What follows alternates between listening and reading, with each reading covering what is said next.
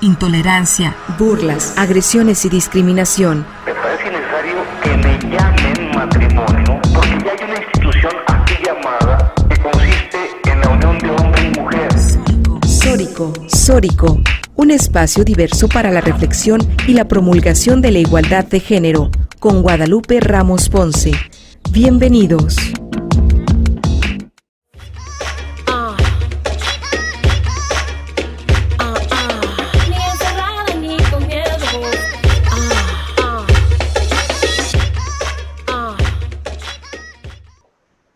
Hola, ¿qué tal? ¿Cómo están? Bienvenidas, bienvenidos a Sórico, sin género de dudas. Agradecemos a quienes nos sintonizan esta tarde a través de Radio Universidad de Guadalajara, por la frecuencia del 104.3 de FM en la zona metropolitana, el 107.9 de FM en Ocotlán, en la Ciénega, el 104.7 de FM en Lagos de Moreno, en la región Altos Norte, y el 105.5 de FM en Ameca, en la región Valles. En este micrófono te saluda con muchísimo gusto Lupita Ramos y te invitamos a que te quedes con nosotras en esta siguiente hora para compartir y analizar los temas de género. También te invitamos a seguirnos y a comunicarte a través de nuestras redes sociales. Lucía, ¿cuáles son estas redes sociales, Lucía? ¿Cómo está Lucía Castillo? Buenas tardes, Lupita, muy bien.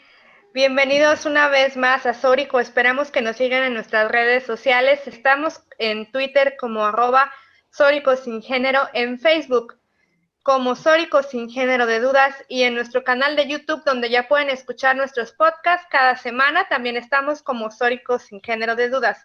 Y estamos también ya actualizando, poniendo al día nuestra cuenta de Spotify para que vía streaming también escuchen y descarguen nuestros podcasts, en los que también estamos así como Sórico sin género de dudas. Bienvenidos, bienvenidas también. Sí, pues genial todas estas maneras que tenemos de comunicarnos y de contactarnos y de seguir en este diálogo constante. Y también para que bajen el podcast y puedan escucharnos en cualquier otro momento que usted lo desee. Y hoy vamos a hablar de la Ley Olimpia.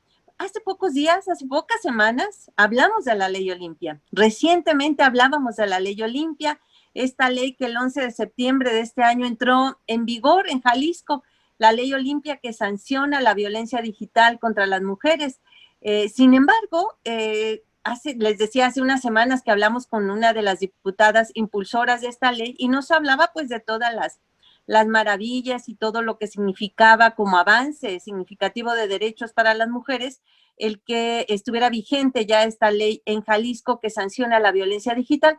Sin embargo, en estos días, a partir del 25 de noviembre, que se hizo toda una movilización en el estado, en Jalisco, en México, en el mundo, en la región, en torno a la eliminación de la violencia contra las mujeres, acá en Guadalajara también las colectivas feministas se agruparon para varias cosas, para erigir la antimonumenta, que ahorita nos va a platicar un poquito nuestra invitada también de esto, del antimonumenta, una antimonumenta que se erige, que se instala en la plaza, en la ahora llamada Plaza Imelda Virgen, antes llamada Plaza de Armas, y en torno a esta movilización que se hizo ese día también se realizaron varios eventos lúdicos, conversatorios, varios momentos para compartir saberes y conocimientos, y en uno de esos talleres justamente participó Evelyn, que ahorita nos va a platicar. Ella es abogada, es una abogada feminista, estudiosa del derecho, es integrante de la red feminista Yo Voy 8 de marzo, trabaja con mujeres en situaciones de violencia y familias víctimas de feminicidio y desapariciones,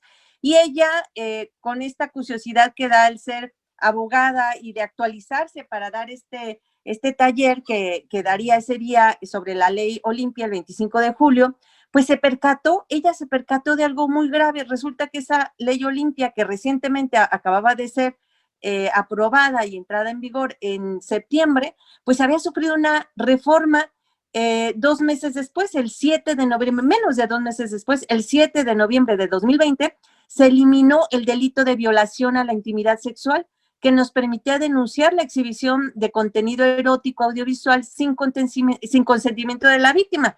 Ahora, esto ha sido reemplazado por el delito de aprovechamiento sexual, que yo no sé de dónde sacaron esto del aprovechamiento. Y ahorita ya nos va a platicar la abogada Evelyn, pues un poco en torno a este este trabajo acucioso que ya hizo y que descubre estas anomalías y que, bueno, finalmente las ha denunciado públicamente y hasta que ella las denuncia es que en el Congreso le dicen que hay un error y que lo van a corregir.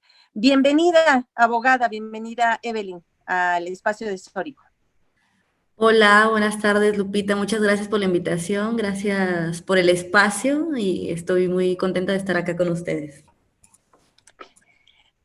Platícanos primero, antes de pasar a la ley Olimpia, platícanos un poquito, porque eso también fue algo muy significativo, esto que se realizó el 25 de noviembre con la red feminista Yo Voy 8 de marzo, el colectivo de las familias en contra de los feminicidios, CLADEM y otras redes y organizaciones feministas, en torno a la instalación de la antimonumenta. Platícanos un poquito de esto, de la forma en que se renombra la plaza, y luego ya entramos en materia con la ley Olimpia, ¿te parece?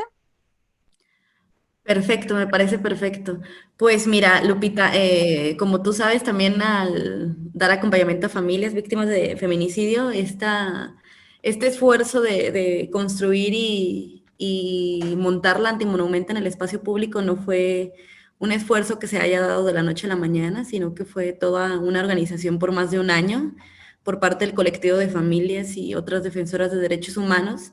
Y ya después a nosotros, a la red Yo Voy 8 de marzo, pues nos invitaron para ser parte de este esfuerzo colectivo, ¿no?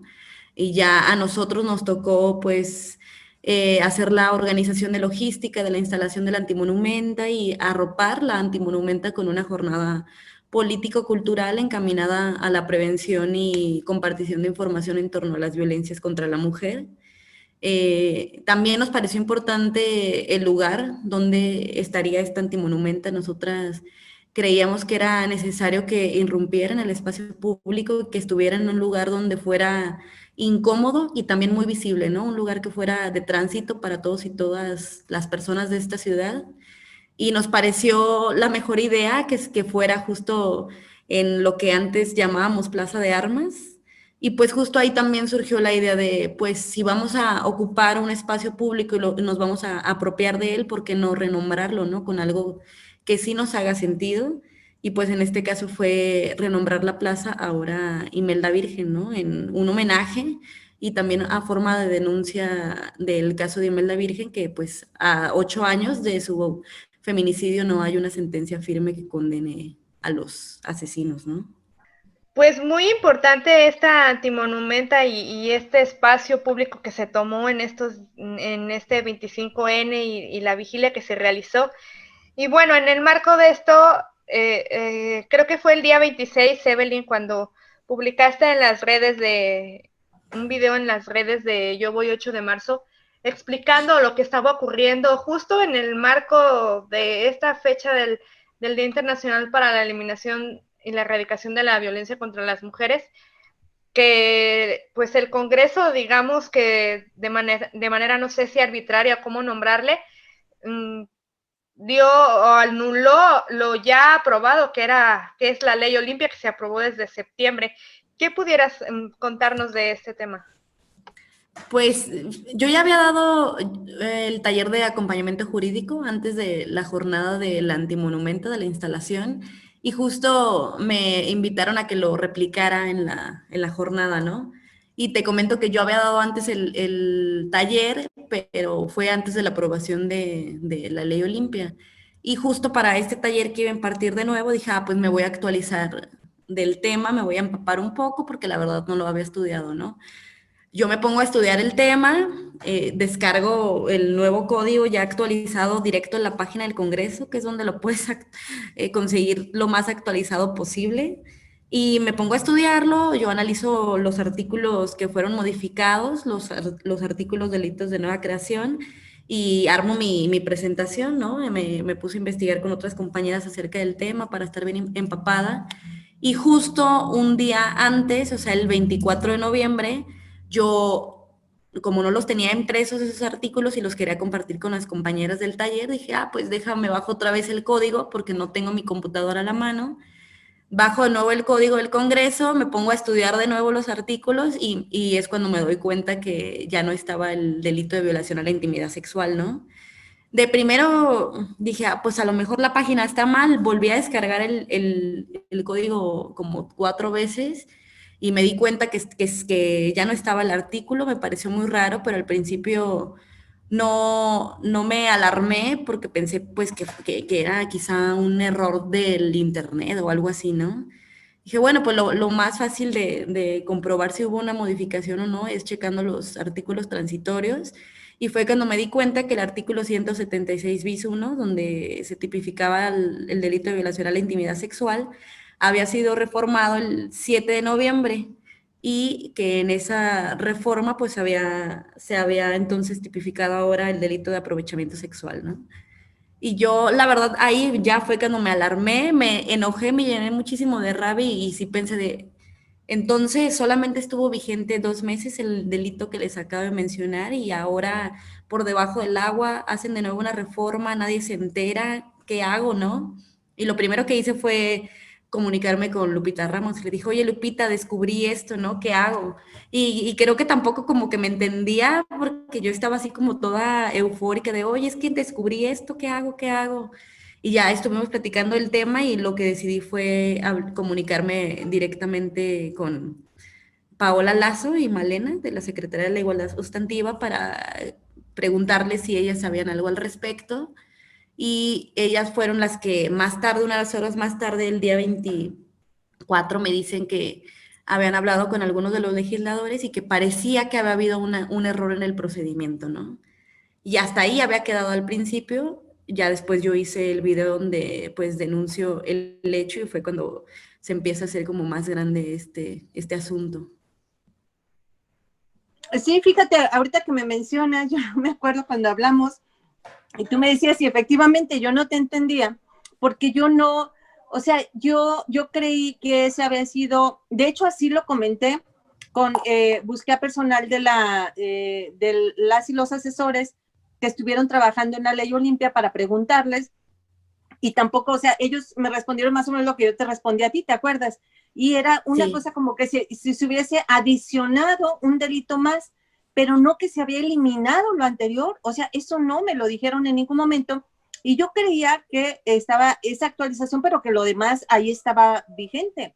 Jamás me imaginé, no hubiera creído yo que eliminaron lo que recién se había aprobado e incluyeron un delito que era absolutamente innecesario y además renombrarlo de una manera inadecuada, ¿no? Sí, totalmente, porque luego parece muy inocente, ¿no? Creo que así no lo quieren hacer ver. Después la diputada Sofía se comunicó conmigo el día de ayer para explicarme que no era un error malintencionado para menoscabar los derechos de las mujeres aquí en Jalisco, sino que había sido realmente un error, un errorcito de procedimiento por parte de los legisladores, ¿no?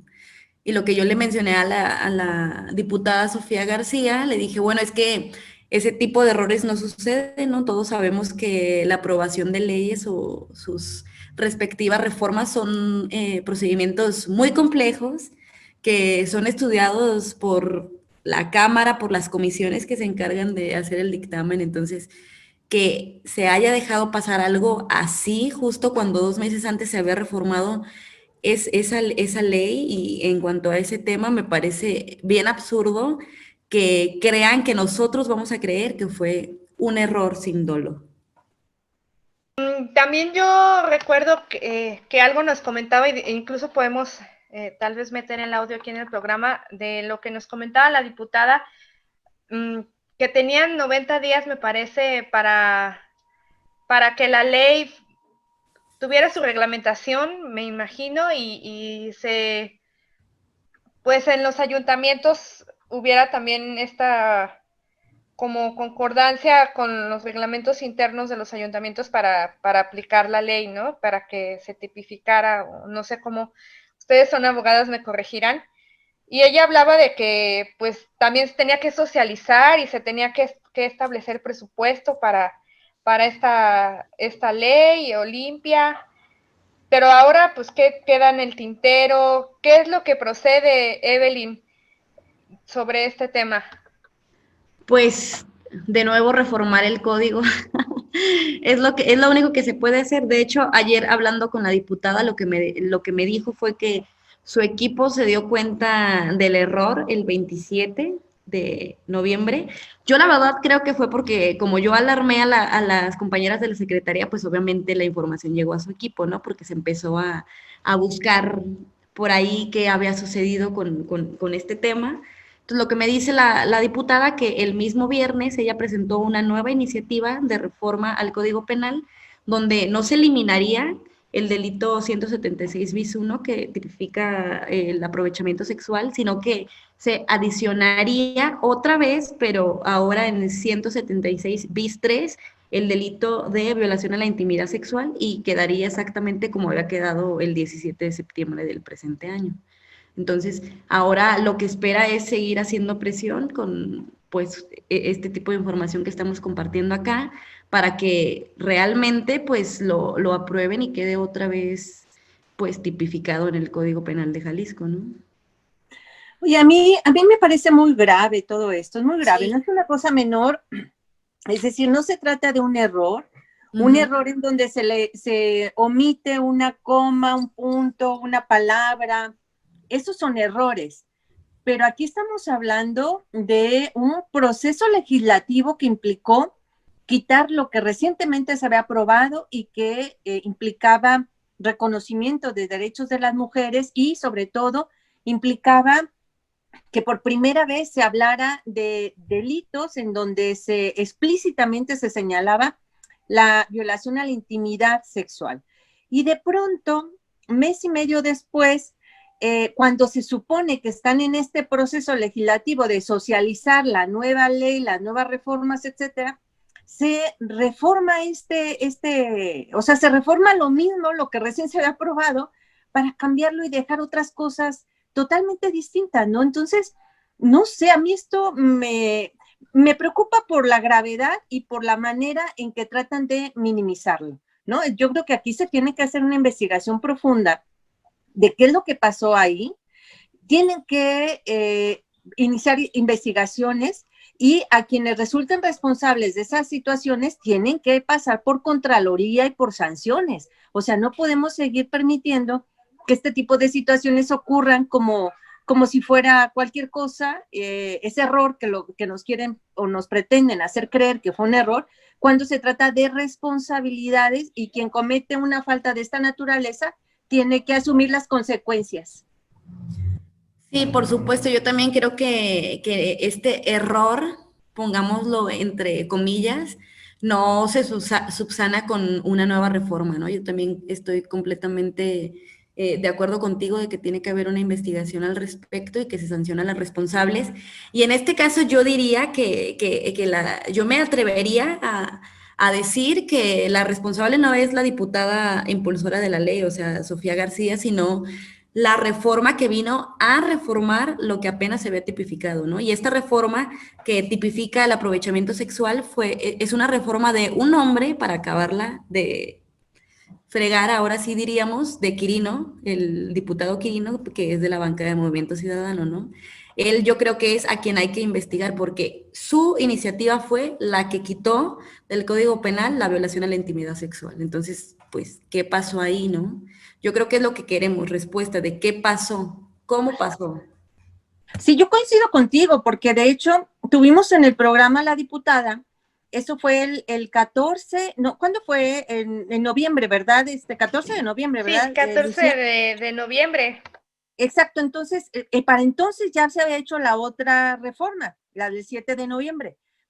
Quiere decir que ella tampoco sabía, ¿no? O sea, que ella siendo legisladora, siendo diputada y afectándole directamente a una iniciativa que de ella, que recién se acaba de aprobar, pues esto nos llama al sospechosismo, de qué manera se hicieron esos cambios para que ni siquiera la diputada que tenía, digamos, toda la información respecto de la ley anterior hubiese sido informada, notificada respecto de estos cambios, ¿no? En otros lugares del país en los que Olimpia Coral ha trabajado con las feministas, con colectivas feministas, esta ley, yo la sigo en redes sociales y ha expresado, por ejemplo, en Campeche, bueno, en otros estados han intentado, sobre todo los diputados, no las diputadas, alterar la ley y hacerla todo menos una ley Olimpia y todo menos una ley que sancione la violencia sexual digital, ¿no? O sea, es algo que luego sí pudo haber, ese errorcito en Jalisco pudo haber sido más bien una cuestión, pues, de omisión pues, por una cuestión machista, ¿no? ¿Qué opinan ustedes? Sí, yo coincido, Lucía, con esto que señalas, porque yo a partir de esto he tenido diálogo también con otras compañeras de otros lugares y también me han dicho lo mismo. O sea, la compañera en Sonora me dijo eso, no es fortuito, o sea, tiene un dolo, es intencional porque acá en Sonora pretendieron hacer lo mismo, ¿no? Entonces quiere decir que hay una intencionalidad de minimizar esta ley, de modificarla, de regatearle, pues, quitarla y rasurarla los máximos de derechos que se pueden tener ahí para dejarla, bueno, en este caso en Jalisco se pasaron la barda porque la quitaron totalmente, ¿no? Sí, además violan la ley, ¿no? Con los procedimientos que deben de tener. ¿Cómo es que la diputada nos narraba que pues le costó un poco cabildear la ley por cómo la querían entender los diputados y ahora de repente así sin más como cuando aprueban presupuestos o como cuando aprueban deudas o como cuando aprueban leyes que saben que no van a ser del agrado sobre todo del activismo en Jalisco, así sin más modificaron bajita la mano la ley Sí, Olimpia. totalmente, porque nos dejaron totalmente desprotegidas. O sea, este artículo, yo creo que el artículo de violación a la intimidad sexual es la esencia tal cual de lo que representa la ley Olimpia, por lo que fue creada por su autora, Olimpia Coral. Y pues que recordar por ejemplo, acá la ley Olimpia en lo estatal ya estaba vigente, ¿no? Con el artículo, con la tipificación de violación a la intimidad sexual y el delito también de ciberacoso, y que pues ahora no tenemos nada, básicamente, porque la ley nacional, bueno, la tipificación en el Código Federal todavía no entra en vigor, ¿no? Entonces ahorita estamos totalmente desprotegidas. Y en este diálogo que has tenido, Evelyn, tanto con las autoridades en la Secretaría de Igualdad como con la diputada, no sé con quién más has hablado en ese sentido, ¿cómo has encontrado tú el panorama? ¿Las encuentras receptivas, receptivos? ¿Te han prometido que van a hacer algo, que van a hacer, etcétera? Pues por parte de la diputada, bastante receptiva, ¿no? Hasta la encontré molesta, no con nosotros, sino con los legisladores, porque pues lo que comentabas tú hace unos minutos de que fue un trabajo, ella me menciona que fue un trabajo de más de un año de cabildear la ley para que quedara como había quedado y hay que reconocer que era una gran iniciativa, ¿no? La tipificación de estos delitos y el cuerpo de cómo estaban constituidos en el código, de verdad que estaban bien hechos. Y yo lo que quisiera mejor es hablar con el diputado Quirino, que él explique qué pasó ahí, ¿no? Porque parece que le estamos entonces ahora pidiendo muchísimas explicaciones a la diputada Sofía, cuando yo creo que el principal responsable es el diputado Quirino. Él y su equipo tendrían que explicarnos por qué reformaron el código justo con ese artículo, quitando la iniciativa que ha presentado la diputada Sofía. Contigo, o sea, sería, por supuesto, este diputado y a quienes intervinieron en ese proceso, todo ese proceso legislativo, te digo, se les tendría que sancionar. No es posible que una cosa de esas se considere un error. Ahí hubo una intencionalidad, ¿no? Sí, totalmente. Yo creo que ahora pues hay que esperar los tiempos que nos señalaron las autoridades, la diputada en este caso, según lo que me comentaba es que a más tardar el día 11 va a estar de nuevo vigente el Código de Violación a la Intimidad Sexual en su artículo 176 bis 3, pues hay que esperar para ver si sí es verdad. Yo creo que lo único que nos queda por hacer es seguir denunciando esto que pasó, seguir compartiendo la información, informar a todas las personas que estén en nuestros alrededores y pedir sanciones a los responsables. Sin duda, y habrá que investigar también Evelyn, las iniciativas de este diputado Quirino, ¿no? ¿Qué iniciativas ha presentado? ¿Qué es lo que ha hecho en el Congreso para que ahora de pronto presente una iniciativa de esta naturaleza y que además viene a afectar de manera significativa derechos de las mujeres, ¿no? Sí, yo estaba checando un poco su perfil porque la verdad es que yo no estoy muy familiarizada con el trabajo del diputado Quirino, pero algunas de las iniciativas que encontré como en su currículum estaban más encaminadas como a temas presupuestales, ¿sabes? No a temas de género. Y lo que me comentaban, por ahí me enteré que esta iniciativa, él lo había hecho por la coyuntura del Me Too, que es una iniciativa que viene desde esos tiempos, pero que había quedado rezagada en las comisiones del Congreso porque como que no había tanto interés en cabildearla. Y justo me decían que tampoco querían aprobar este delito porque este delito ya está tipificado. Haz de cuenta que lo duplicaron porque es básicamente lo mismo que el acoso sexual, un delito que ya está dentro del Código Penal, ¿no? Entonces era de, no, diputado, es que ¿para qué lo tipificamos otra vez? Y dicen que se sentó en su macho y fue de, es que se tipifica porque se tipifica y que por eso se aprobó de nuevo, bueno, se aprobó la iniciativa que él presentó. Bueno, pues ahora habrá que esperar a ver qué procesos siguen y habrá que ver también que aprovechen esta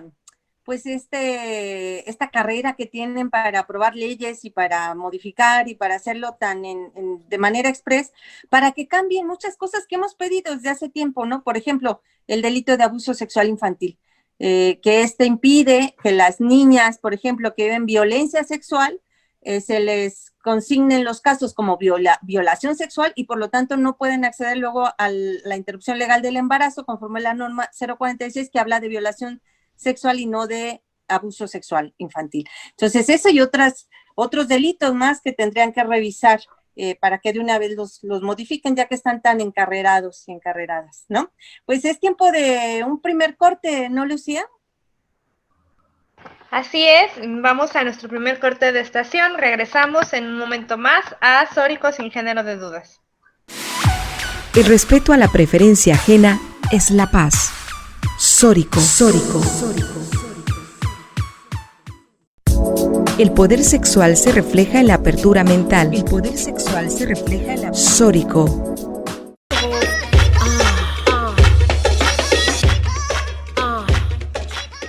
Regresamos a Sórico sin género de dudas.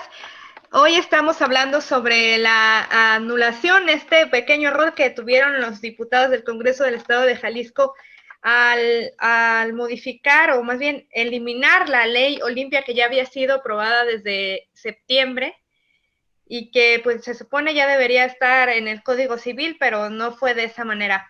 Estamos para eso platicando con Evelyn Herrera, ella es abogada feminista y en una investigación que ella realizó en días pasados fue que descubrió que había sido eliminada la ley Olimpia. Y bueno, algo que yo quisiera platicar con Evelyn esta tarde es sobre el procedimiento que tiene la ley nacional, la ley Olimpia a nivel nacional. Ahora está en el Senado, ¿verdad, Evelyn? ¿Qué nos puedes explicar de esto? Es que luego hay una malinterpretación o confusión con los términos que nos comparten al momento de darnos a conocer una ley. Y sí, se aprobó en una de las cámaras la ley Olimpia a nivel nacional, pero ahorita está en revisión en la Cámara de Diputados. Entonces todavía falta que sea esta promulgada y para que ya esté en el cuerpo del Código Penal Federal, ¿no? Si tú te vas a la página del Congreso de la Unión y descargas el Código Penal Federal, no vas a encontrar ni la tipificación del ciberacoso, ni mucho menos la de violación a la intimidad sexual, ¿no? Claro, ya es un hecho, ya está aprobada, pero todavía no entra en vigor. Entonces todavía no podemos denunciar un delito que no está en el Código Penal Federal. Es a lo que me refería. Ya está, no está todavía en el Código Penal Federal, ya estaba en el Código Penal Estatal y ahora otra vez estamos desprotegidas en ese sentido. Esperemos que nada más sea por unos días, como nos prometió la diputada, Lo que ella me decía es que como ya es un tema que ya se discutió en la Cámara de Diputados aquí en Jalisco, pues entonces que ya no va a pasar por ese proceso de las comisiones para su revisión y su dictamen, sino que ya va a pasar directo como a la aprobación, porque ya no hay nada que revisar, ¿no? Queda exactamente igual como había sido plasmada hace 2 meses en el Código Penal.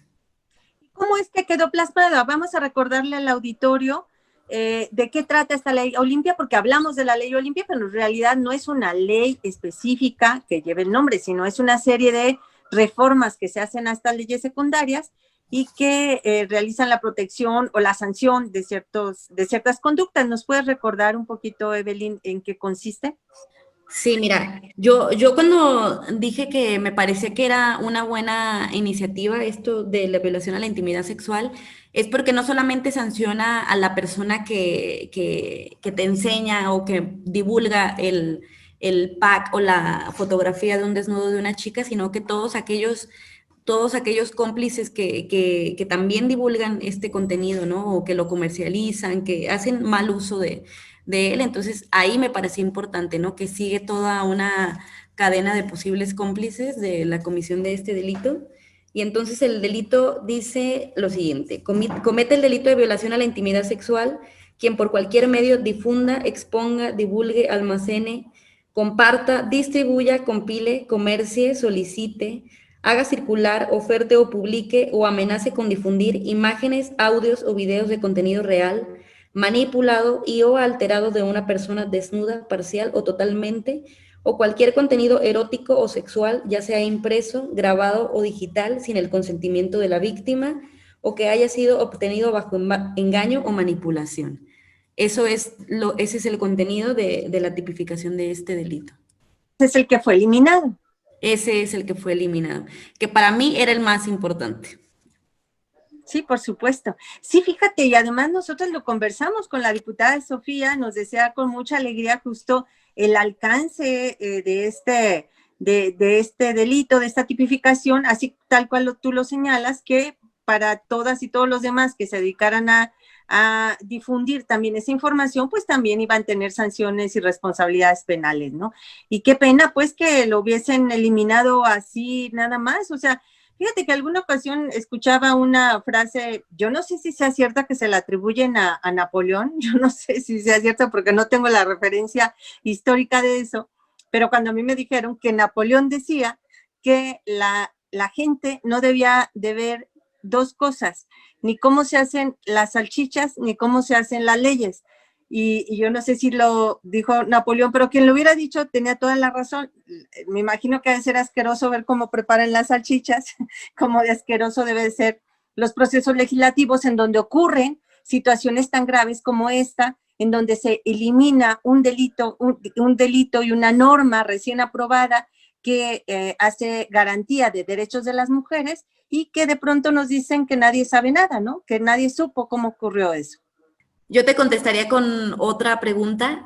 Tú que ya tienes un largo recorrido como defensora de los derechos humanos, ¿hay un antecedente similar a este acontecimiento que nosotros descubrimos? ¿Otro antecedente que vulnere de esta forma los derechos de las mujeres? ¿O es la primera vez que sucede?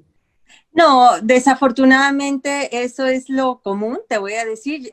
Para nosotras, cuando hacemos trabajo cabildeo legislativo para lograr alguna reivindicación de alguna norma, algún derecho y demás, tenemos que estar casi día y noche y hasta el último minuto de la aprobación de aquella norma y ley, cuidándola, porque nos ha llegado a ocurrir y te comparto y le comparto al auditorio lo que nos pasó con la tipificación del delito de feminicidio. Fue un largo proceso el que hicimos de discusión, de análisis sobre el tipo penal, etcétera.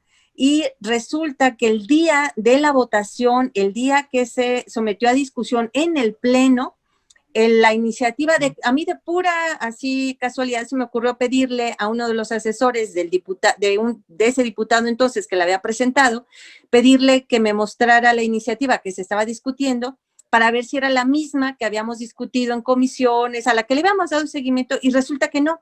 De último momento la cambiaron toda, le rasuraron toda.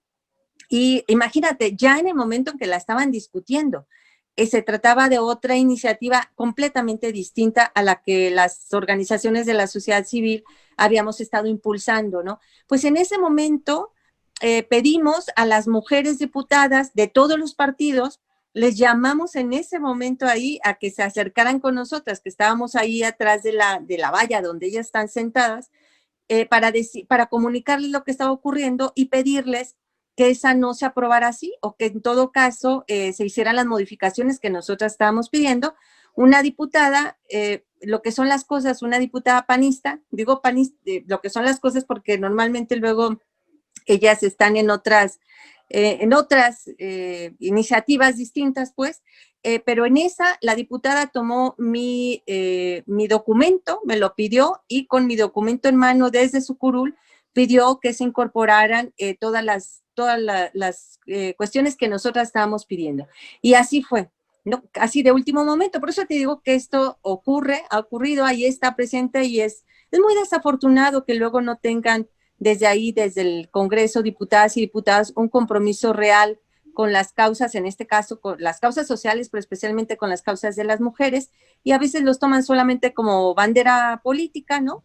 Y nada más. Entonces sí, desafortunadamente son historias que luego se repiten, ¿no? Recientemente se repitió una de ese estilo, que no fue en el Congreso exactamente, pero en el Consejo General del IEPC Jalisco, con la cuestión de los lineamientos de paridad, ¿no? También aprobaron lo que ellos quisieron con sus 6 bloques extraños y toda esa temática rara para lograr la paridad tan complicada, ¿no? Sí, tienes toda la razón, ese es un buen ejemplo, porque en comisiones se aprobó una iniciativa muy buena en la que estuvimos trabajando también desde la sociedad civil, y estábamos de acuerdo con esa iniciativa de lineamientos que se aprobó en la Comisión de Igualdad del propio Instituto Electoral. Sin embargo, ya al pasar a la discusión en pleno, le quitaron, creemos que le quitó fuerza y sobre todo garantías para la plena participación política de las mujeres, sobre todo en la zona metropolitana de Guadalajara. Entonces, sí, mira, este tema de la reivindicación de derechos de las mujeres es una lucha constante que se tiene, porque parece que todo el tiempo nos están regateando esos derechos, parece que si nos hicieran un favor, ¿no? Ahora resulta con reconocer esos derechos que son tan nuestros. Pues qué lamentable, ¿no? Que los legisladores pareciera que están en contra de los derechos de las mujeres y que, pues esto nos comprueba una vez más que no hay que confiarnos de la clase política de este país y pues que parece que tenemos que estar todo el tiempo alertas para que no nos metan este tipo de goles que atentan contra nosotras.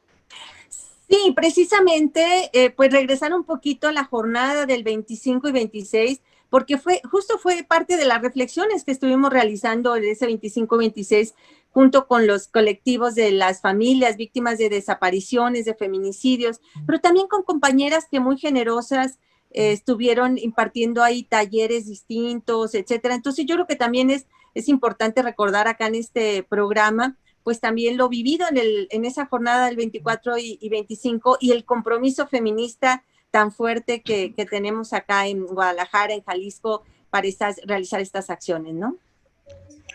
Sí, justo para mí luego este tipo de acciones como la instalación de un antimonumento y una jornada político-cultural, no solamente por parte del movimiento de mujeres de aquí de Guadalajara, sino de la mano con las familias, para mí es un logro muy grande y muy bonito por parte de los colectivos feministas, porque justo estas familias o en estas familias es donde recae de manera directa o indirecta, en algunos casos, la violencia feminicida, ¿no? Son las familias las que están en los procesos de exigir verdad y justicia para sus familiares asesinadas o desaparecidas y que creo que justo nosotras como mujeres organizadas lo que nos toca en estos momentos es acompañarles, ¿no? Acompañarles y poner todos los recursos que tengamos a nuestras manos, ahora sí que a su disposición.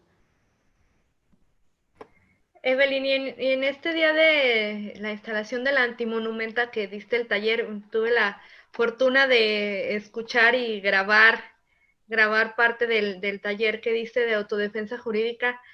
¿Qué respuesta tuviste de las asistentes del taller, de las talleristas? ¿Qué inquietudes detectaste mayormente? Pues muy buena respuesta. Las chicas siempre esa información como que les interesa muchísimo porque a veces no solamente para ellas, sino para familiares o amigas o conocidas que necesitan tener esta información. Y fíjate que me pidieron que lo volviera a replicar durante la jornada. Por desgracia ya no hubo tiempo porque hubo muchos talleres de diversos temas, pero la idea es volverlo a replicar, ¿no? Y pensábamos hacerlo justo por la plataforma de Facebook para que quedara ahí como una herramienta permanente a la cual podrían regresar una y mil veces las compañeras que sí quisieran, ¿no? Pero sí, yo creo que estos talleres son sumamente necesarios, ¿no? Porque es información que, por desgracia, en un país feminicida como México, es información que necesitamos todos los días, ¿no? Porque todos los días hay violencia contra las mujeres y todos los días va a haber una mujer que quiera denunciar y que con esta información le va a ser mucho más fácil hacer una denuncia. Oye, ¿han pensado entonces desde la página de la red Yo Voy 8 de marzo, eh, no solamente que queden grabados ahí, pues como estos talleres que ya se han impartido, sino además que se busque hacerlo específicamente algún día, generar algún tipo de algo, incluso que si hay alguna demanda expresa desde quienes siguen la página para pedirles, para solicitar algún tipo de asesoría, información y que se impartan este tipo de talleres por las plataformas digitales y a través de la página de la red? Pues hablamos de la posibilidad de hacer el taller de forma virtual.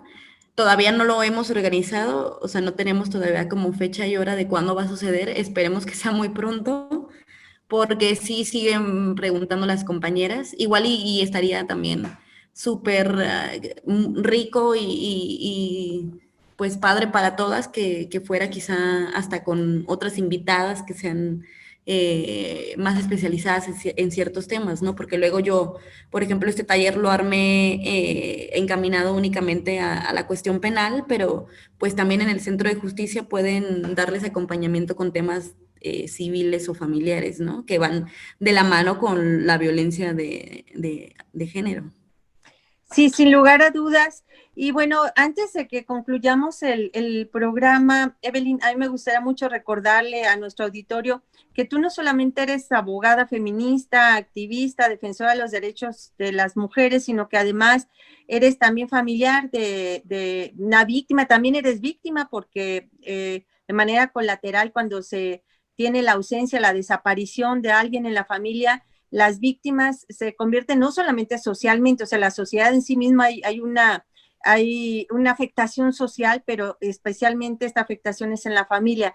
Y en tu caso, tu hermana sigue desaparecida, tiene 2 niños, hay un reclamo pendiente al Estado que hay que estarlo recordando siempre de cómo desde las instancias de gobierno no se hacen las acciones correspondientes para buscar, para encontrar, y sobre todo para que regresen a casa sanas y salvas. Sí, por desgracia, pues mi familia, yo fuimos golpeados de manera directa por esta violencia hacia las mujeres. Mi hermana fue desaparecida el 1 de mayo del año 2019. Su nombre es Nayeli Herrera y pues sí, como mencionas, ha dejado a 2 niños, mis sobrinos de 9 años, los dos, solitos con mis papás y pues ahora tenemos también que salir a la calle a pedir justicia, verdad y justicia por el caso de mi hermana, ¿no? Porque obviamente la demanda es su regreso con vida, pero también queremos saber quién se la llevó y pues que haya responsables de su ausencia, ¿no? Pero por desgracia, parece que en este país no hay justicia y por más que hemos hecho todo lo humanamente posible para nosotros, no hay respuestas y no hay justicia. 1 año y medio después, no hay justicia todavía. Bueno, no sé si tengas este dato de cuántas carpetas de investigación hay por desaparición, ya sea forzada o desaparición en general de mujeres en el estado? No, Lupita, ¿tú tienes el dato? Yo no Sí, lo tengo. sí, son 1,350 niñas y mujeres las que están desaparecidas y desafortunadamente, bueno, son más de 9,000 personas las que están desaparecidas en el estado y desafortunadamente, pues poco se hace en como lo decía antes, para buscarles, para encontrarles, para saber qué es lo que pasó, o sea, los mínimos de violaciones a los derechos humanos que en este caso al Estado le corresponde como obligación investigar, sancionar y encontrar los responsables, pero también lo que en términos de derechos humanos les corresponde a las víctimas, la verdad, la justicia, la reparación, pero sobre todo las garantías de no repetición. Es decir, es un estado en el que se siguen desapareciendo a las personas, a las niñas, a las mujeres, y en donde no hay una respuesta del Estado en ese sentido. Y en el caso de Nayeli, fue un caso que además fue acompañado por las compañeras feministas que lo denunciamos públicamente, fue un caso que lo hicimos visible y uno puede pensar, bueno, es un caso que mediáticamente incluso fue muy conocido y si ese caso que es así de conocido, que trasciende, no lo atienden, no les importa a las autoridades, pues imagínate qué es lo que ha de pasar con el resto de los casos, de las historias. Ese día que estábamos ahí, Evelyn, el 25, 26, se acercó conmigo una señora para decirme que quería apoyo porque justamente habían desaparecido a su hijo el 6 de agosto, habían entrado a su casa y de su casa se lo habían llevado. Y decía ella, pero yo no he denunciado, no he ido a las autoridades porque tengo miedo de que nos pase a los demás miembros de mi familia también. Y eso es algo común que ocurre también. Hay un miedo que se ha posicionado de las familias que viven estas situaciones y que si en los otros casos no investigan, aún en aquellos, aunque no hay una denuncia expresa, pero sí lo conocen, hay una denuncia social de esos hechos, las autoridades poco están haciendo para acabar con esas situaciones, ¿no? Bueno, y la instalación de la antimonumenta también se realizó, bueno, allá en Chiapas con Karen Dayan que tuvimos en días pasados aquí en Sórico, se realizó la instalación como un memorial, fue una cruz rosa la que instalaron allá en Tuxtla y esta no fue respetada, este memorial por las mujeres víctimas de feminicidio, por las desaparecidas, pues no fue respetado por el gobierno de allá. Aquí, ¿cómo ha transcurrido el tema de la antimonumenta? Las autoridades sí se comprometieron ya a tenerla, a salvaguardarla. ¿Y ustedes qué respuesta o qué comentarios han tenido de otras mujeres que a lo mejor no están tan activas en el feminismo o así, pero que han visto la antimonumenta? Yo el otro día le pasaba a Lupita una foto de una persona de aquí de Zapotlanejo, una amiga, que andaba en Guadalajara y fue y se tomó una foto ahí en la antimonumenta. Creo que ahí genera una empatía, ¿no creen? He estado yendo casi todos los días a visitar la antimonumenta, pues para verificar que no ha sido vandalizada o retirada del lugar donde la instalamos. Y me quedo varios minutos porque, pues, claro que en las redes a veces uno se topa con comentarios no muy bonitos o empáticos, que digamos. Entonces dije, bueno, pues me voy a quedar para ver cuál es la reacción de la gente, ¿no? Y estoy convencida que elegimos el mejor lugar que pudimos haber elegido, porque pasa muchísima gente y les juro que de 100 personas que pasaban, 90 volteaban y se tomaban fotos y se acercaban a leer las denuncias que hay alrededor del antimonumenta, ¿no? Y nadie hasta la fecha, ya una semana después de su instalación, la ha vandalizado, ¿no? Entonces yo creo que sí es una antimonumenta que da un mensaje, ¿no? De que no queremos más impunidad, que buscamos justicia y que vamos a seguir en pie de lucha para que ninguna mujer sea asesinada de nuevo en este país, ¿no?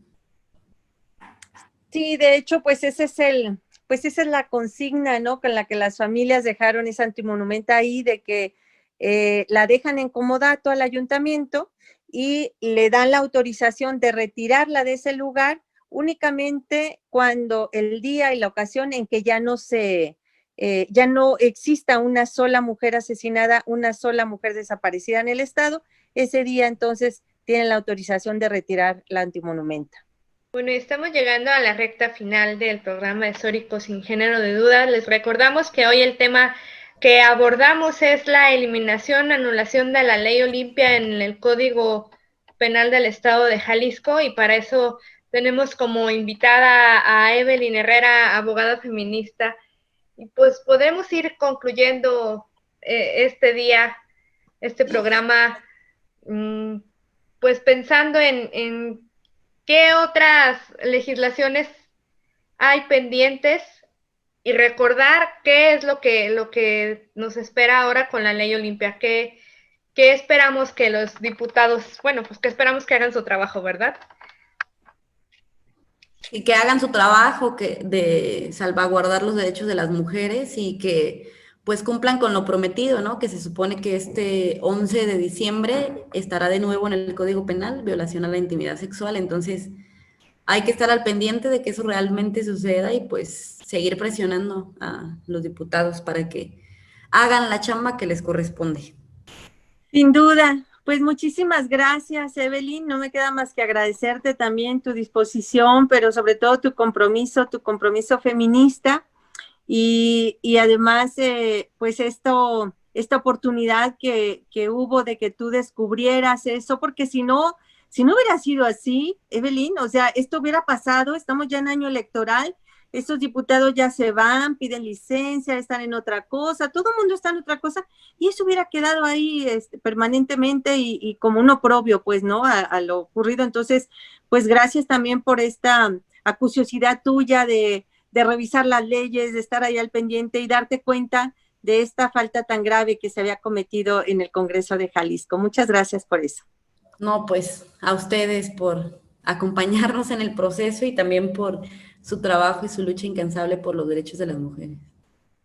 Muchas gracias. Y bueno, nosotras, Lucía, tenemos una cita la próxima semana. Yo soy Lupita Ramos y le agradezco, como siempre, el favor de su atención aquí en Sórico Sin Género de Dudas. Y le invitamos también a que vaya a esos canales de comunicación que Lucía nos ha preparado. Así es, las invitamos a descargar nuestro podcast en Spotify. Ya estamos poniéndolo al día con los programas de Sórico Sin Género de Dudas. También a seguirnos en Twitter como @Sórico Sin Género, y en Facebook y YouTube estamos también como Sórico Sin Género de Dudas.